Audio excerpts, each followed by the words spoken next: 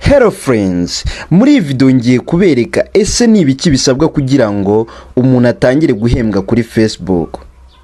Hanyuma hari umuntu wambajije ati se abanyarwanda bemerewe guhembwa kuri Facebook?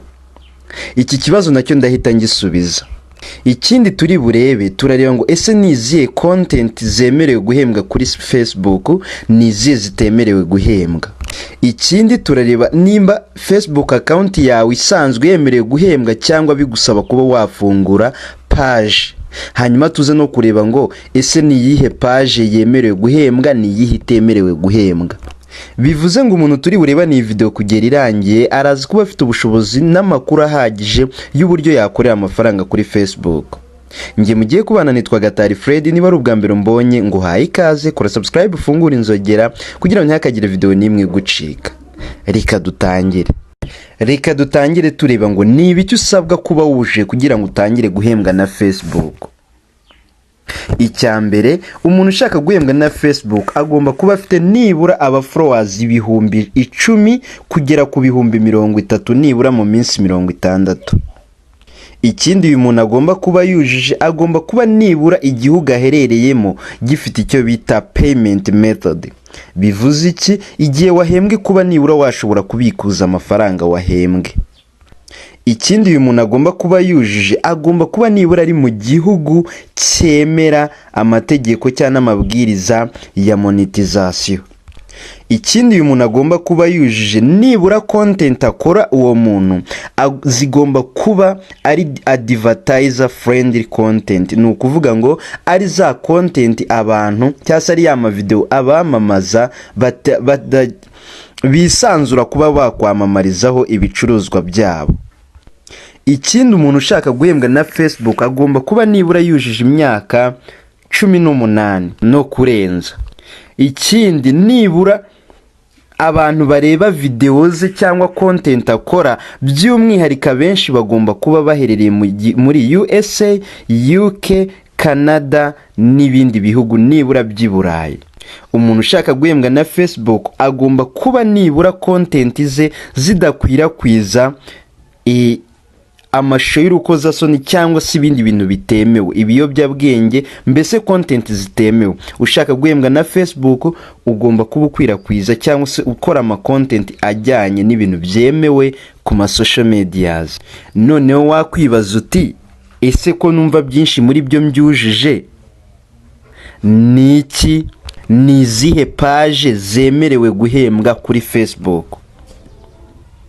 Kuri Facebook page zose zikora ibintu byemewe n'amategeko zemerewe guhembwa.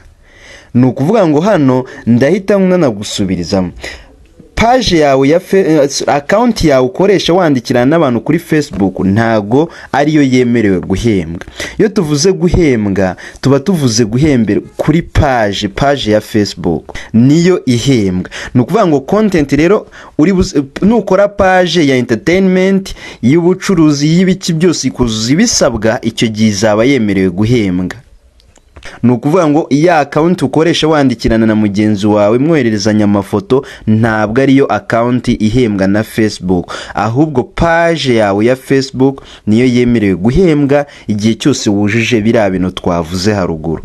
Hanyuma wakwibaza uti noneho ni izihe content zemerewe guhembwa n'izitemerewe guhembwa. Content zemerewe guhembwa, ubwo mvuze content mvuze ibintu postinga kuri page yawe.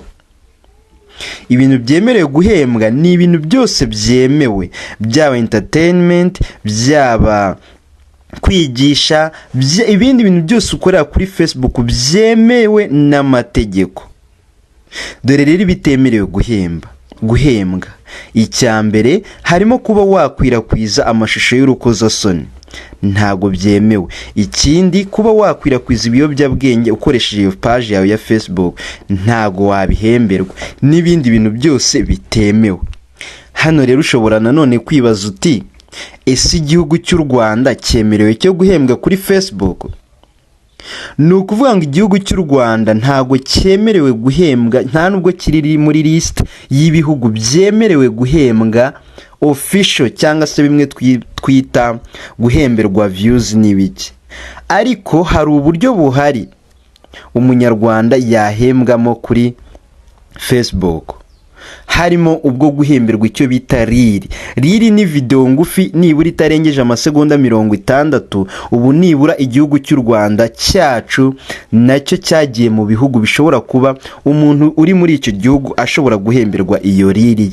Mbere hahembwaga USA, za Canada n'ibindi bihugu, ariko ubu ngubu nibura munsi y'ubutayu bwa Sahara hari ibihugu bigera muri 20 bishobora guhemberwa nibura ako kantu kitwa riri. Rero igihugu cy'u Rwanda, umuntu ufite amariri arebwa neza cyangwa se ufite utuvideo turimo content zishobora kuba zarebwa, igihe cyose wujuje biriya bintu byose bisabwa ruguru, ushobora kuba wakwaprayinga nawe ako kariri kawe kagatangira guhembwa. Rero umunyarwanda yakorera amafaranga kuri Facebook akoresheje aka kantu kitwa riri. Hano rero wahita wibaza uti, ko hari abantu nzi mu Rwanda bafite amapaje akomeye cyane afite abayakurikirana benshi cyane, ese nabo bashobora kuba bahemberwa ayo mariri gusa? Ese iyo paje yabimuhemba nk'uburyo bwo kwinjiza amafaranga cyane cyangwa? Icyo kibazo nayo nakibaza, ariko reka nkwiye igisubizo cyoroshye. Uwo muntu ashobora kuba yahemberwa ako kariri, ariko cyane cyane atari ko arambirijeho, ahubwo iyo page ya Facebook traffic ijyana kuri social media imuhemba biri official, ariyo aha agaciro. Urugero, nimba ari nka Isimbi TV ugasanga ifite page ya Facebook ikomeye cyane, burya iyo page uzareba kenshi ayipostinga utuvideo tugufi turangira abantu ko yashyize video ndende kuri YouTube channel ye. Icyo gihe abantu rero bakoresha Facebook kuko ikoreshwa na benshi, barahita bajya kuri Isimbi TV kureba iyo video nimba bayikunze.